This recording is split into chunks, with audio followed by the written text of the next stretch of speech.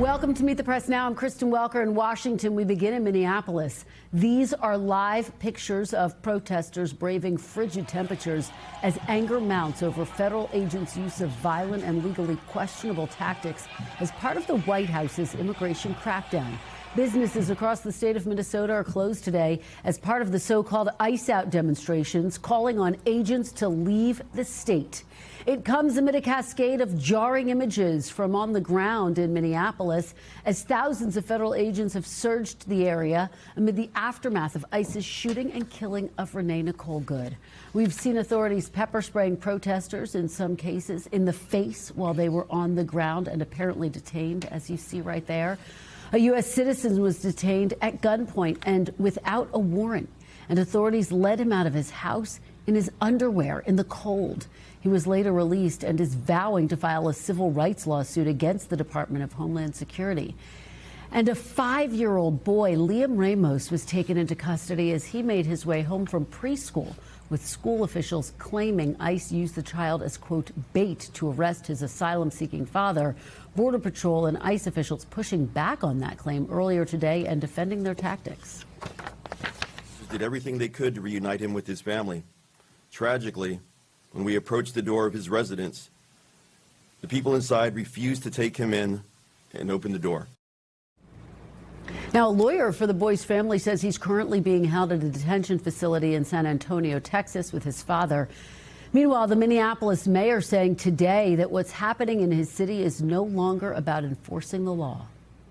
This is not about safety. It's not even about immigration. What we are seeing right now is that this is political retribution. It's about causing chaos on our streets. This all comes as new polling shows nearly 2/3 of voters disapprove of the way ICE is handling its job. And a majority of voters say ICE has gone too far in its tactics. But 50% of voters say they do approve of the Trump administration's policy to deport people living in the country illegally. Joining me now to start us all off is NBC News correspondent Maggie Vespa, who's on the ground in Minneapolis, NBC News senior Homeland Security correspondent Julia Ainsley, and NBC News senior national political reporter Sahil Kapur. Maggie, I have to start with you. You have been tracking these protests from the start. Despite the frigid temperatures today, people are still out protesting. Talk a little bit about what they're telling you.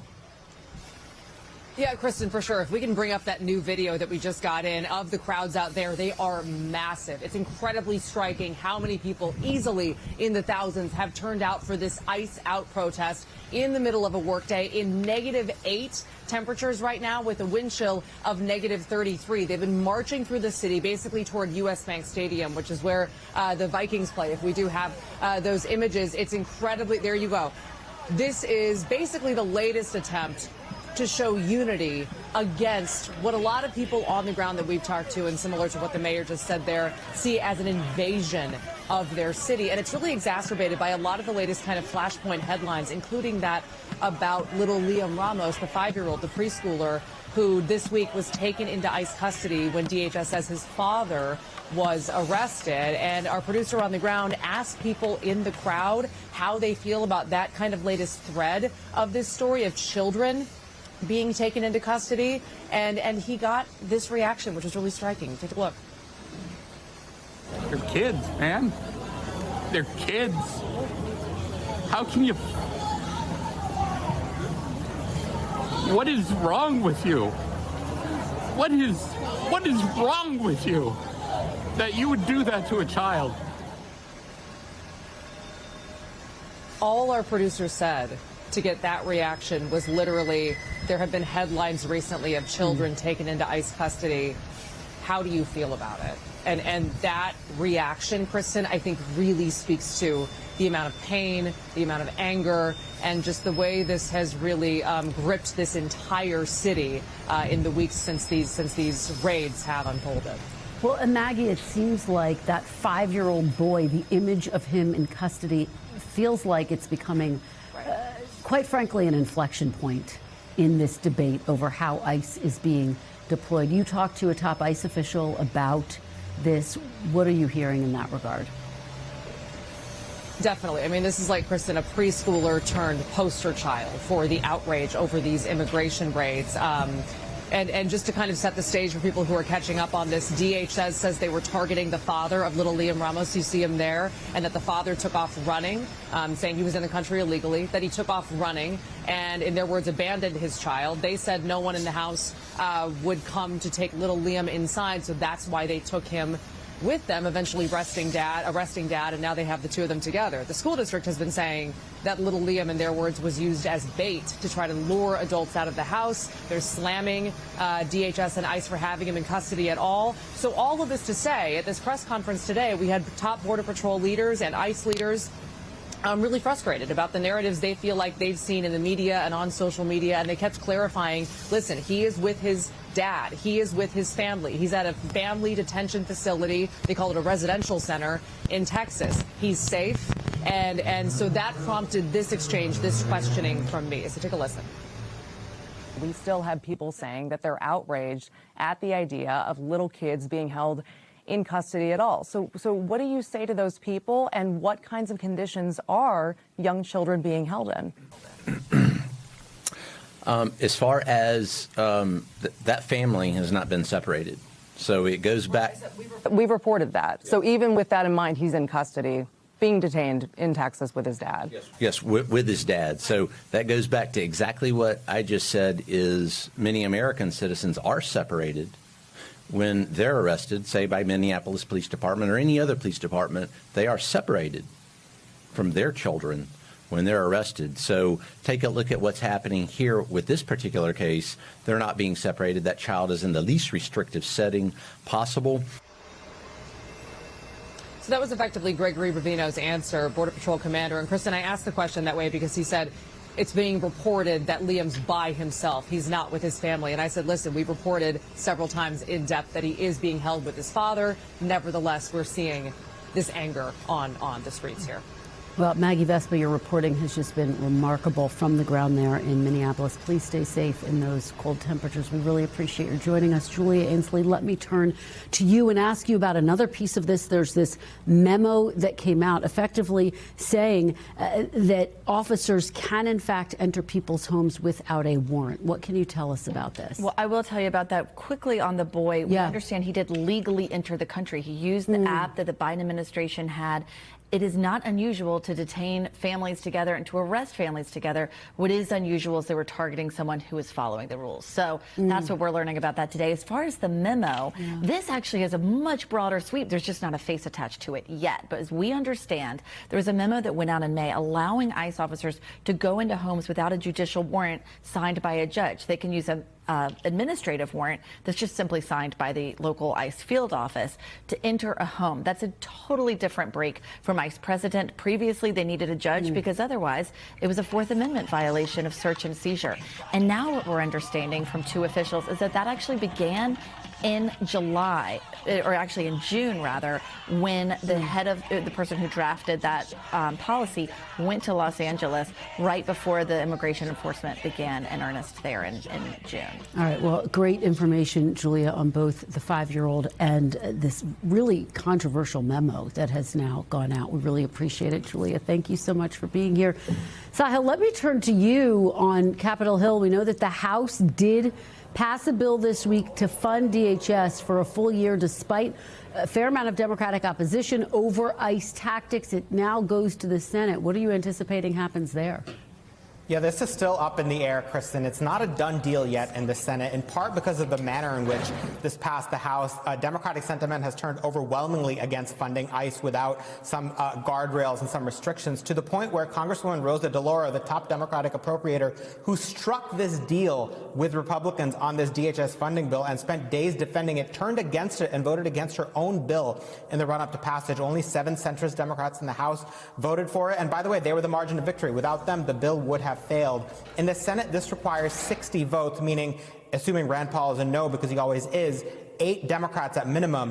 One of the 8 Democrats who voted for the last government funding bill, Senator Tim Kaine of Virginia, it sounds like he's a no on this bill. Let's show his statement. He said that appropriations bills need to fund priorities, but also restrain a runaway executive. He said he wants guardrails and safeguards on ICE operations. Kane says, quote, "We are not living in normal times. The president is acting chaotically and unlawfully, and we shouldn't give his deranged decisions the imprimatur of congressional approval by passing this legislation without significant amendment," end quote. There is no amendment coming, Kristen, because as you know, the deadline is on Friday. The House has already gone on recess, so unless the Senate passes this bill as is, there will be a government shutdown. I should say Senator Patty Murray, the Washington Democrat, the Senate's top Democratic appropriator, defended this, said she said there is much more to do to rein in DHS. She was very critical of ICE, but she said, quote, "The hard truth is that Democrats must win political power to enact the kind of accountability we need," end quote. All right, Sahil. Well, fascinating to hear from both of them. Thank you for the view from Capitol Hill. We really appreciate it. Joining me now is Ty Cobb. He served as White House attorney during the first Trump administration. He's also a former federal prosecutor. Ty, thanks so much for being here. We really appreciate it. Wonderful to be with you, Kristen. Well, it's always wonderful to have you, and you are joining us at a moment of tense national debate. Let's just break through some of the top lines that we know. In Minnesota, we've seen protesters who's disrupted a church service arrested. That 5-year-old boy who we were just talking about detained by ICE. A whistleblower report that DHS officials are authorizing immigration officers to forcibly enter homes without a warrant. Talk to me about the legality of all of this, Ty. Do you feel as though ICE is acting within the bounds of the law? Oh, not at all. I mean, you can put, the toy Nazi Bovino up all you want and let him, spew lies. But the reality is they're way out of bounds. And keep in mind, you have to look at this policy, which, is not lawful. It's clearly in violation of the Fourth Amendment. But the purpose of this policy is to protect the agents for from the civil liability that they have when they do bust down a door, because now they can say we thought it was lawful because our management told us we could do it.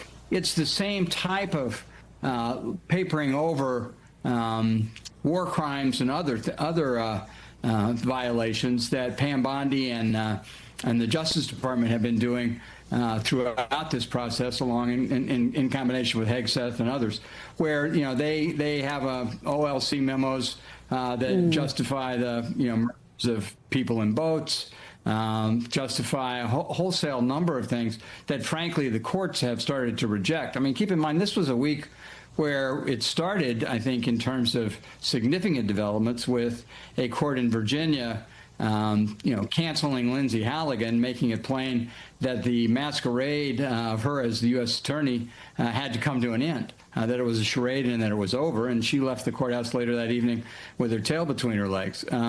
This is something where, unfortunately, the courts are a lagging indicator on, but when the courts take a look at this policy, they will vitiate it, and it will no longer be acceptable.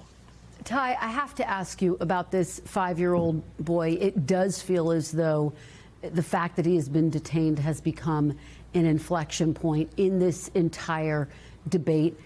ICE is basically saying, look, we took him into custody. He is in custody with his father currently. What do you make of how that situation specifically is being handled and how it speaks to this moment? Yeah, Bovino made it sound like he was at Disney World. I mean, the reality is he's 1,500 miles away from where he lives. The theory that, he's somehow enjoying this, or that he's safe, in Texas, that's absurd. This kid is a citizen. This kid is lawfully here. It's just insane that these guys, run amok the way they do. And, keep in mind, during the election, what you heard, repeatedly over and over is that this policy would not, be used for the ethnic and racial cleansing that Trump is using it for. This is a policy that was designed to go after murderers and bad guys. It's not murderers and bad guys. It's dishwashers, gardeners, nannies, people of modest means doing jobs that most Americans will not undertake. Well over the majority of detainees thus far have no criminal records. So this is really, really run amok. It needs to be reined in. I think I think the gentleman who cried on camera going, these are kids. What are you doing? What are you thinking? You know, that almost made me cry. And I think that's the reaction of certainly Americans, you know, with a heart that are not under the influence of the Kool-Aid that allows Trump to be supported. Let me ask you about the investigations that have been opened now into the governor and the mayor of Minneapolis. Do you actually, they have been defiant. They say this is, they are being pursued for political purposes. Do you think that they will ultimately be indicted, Ty? How do you see this playing out? You know, we've seen grand juries around the country start to reject the types of revenge prosecutions and intimidation prosecutions that the authoritarians under Bondi and Trump have, you know, tried to do. I hope that that'll be the case here. But it clearly has no legitimate basis. I mean, you know, just think about it. When was the last time a mayor and a governor couldn't righteously complain about the fact that one of their citizens was murdered by a federal officer? Which is really all they did. You know, this is an administration that punishes its political enemies. You know, pardons fraud committers, pardons, you know, major authoritarian salesmen of drugs within the United States, but all because that they're supportive of Trump. And yet it goes after, you know, people like Comey, people like Walz, you know, even the demonstrators in the church in Minneapolis, you know, who should not have demonstrated in church. It was a bad tactic. It was detrimental to the cause, but it's not a federal crime. I mean, yes, it's trespassing. Yes, it violates some state and local laws, but it's not a federal crime. And these people are only being prosecuted for that purpose. And what does the White House do? They arrest them, you know, perp walk them, and they post their mugshot with them in a meme. They distort through AI the face of one of the protesters to make it look that she is in anguish and crying, when the actual picture makes her look very composed. So we have basically propaganda coming from the White House, people being arrested for things they didn't do, investigated for things that are not a crime, purely for political reasons. That is the crumbling of the rule of law, which, you know, long ago distinguished us from third world dictatorships, but no longer. Well, I do want to switch gears because I do want to get your perspective on a couple of other topics, including the testimony on Thursday of former special counsel Jack Smith. In the middle of it, President Trump posted on social media that the Attorney General should look into Jack Smith. He was asked to respond in real time and said that effectively he is bracing to be told that he's under investigation. What did you make of that moment, Ty? Well, I think that is our current reality, as I was just saying, which is, you know, Trump is after, you know, anybody who's ever wronged him. If you stepped on his shoe in an elevator 20 years ago, you should lock your door. All his enemies are unsafe, and certainly Jack Smith, you know, who accepted a very, very challenging role prosecuting a former president who clearly incited insurrection, who clearly was responsible for resisting the peaceful transfer of power and inciting his followers, even to the point of, you know, their threats to kill Mike Pence. It's absurd, and his abuse of classified documents and showing them willy-nilly, you know, to friends in Mar-a-Lago, and refusing, you know, to return them when asked, at a point where he would never have been prosecuted for it. And in the investigation, he made his own lawyer lie. He told his lawyer false information and made his lawyer share that with the government. So these are facts. And I think Jack, you know, was very cautious. He didn't take the bait. He didn't emote. He was very clear. He was very factual about those facts. And the two indictments, the indictment on the January 6th offenses and the indictment on the classified document offenses, you know, very, very different from the Comey, James type of indictments, which were perfunctory, didn't really spell out a crime. The two Smith indictments against Trump, you know, they are, you know, dozens of pages long and replete with detail emails, facts, dates, times, actions. So the facts are compelling. Jack was very good about staying with the facts. He didn't take the bait, notwithstanding the significant efforts of Republicans on the committee, including Jordan and others, who tried to rewrite history in a way that we're seeing across the government, with Trump whitewashing the Smithsonian accounts of January 6th, putting up plaques around the White House, demeaning former presidents, but drawing praise to himself. This is an unbridled time, and we're being led by a demented, narcissistic madman. I want to ask you finally, Ty, the president, speaking of his social media posts, also posted on social media a couple days ago that perhaps he should seek a fourth term. He says record numbers all over the place. Should I try for a fourth term? We should note that polling shows that actually he's underwater in various different areas, and he's only served 2 terms so far. He's in the middle of his second term, I should say. What did you make of that post? Do you take him seriously? Yes. I've actually said this before. How many times has he teased what was previously called a third term? Now I think he's counting 2020 as a win in his demented state. But the reality is, we've seen so many statements from the president, where he teases a third term and then says, "Oh, I'm just kidding. But he's not just kidding. He's not kidding at all. He's not kidding when he says maybe we don't need election. And all you have to do is look at the insane letter he wrote the Prime Minister of Norway about being untethered now from any obligations to seek peace because Norway denied him the Nobel Prize, notwithstanding the fact Norway has nothing to do with who gets the Nobel Prize. It's given by a group in Norway that's not under the influence of the government. But, that was just insane. And then you saw the 2 speeches he made at Davos, or the speech he made before he went to Davos and the speech at Davos.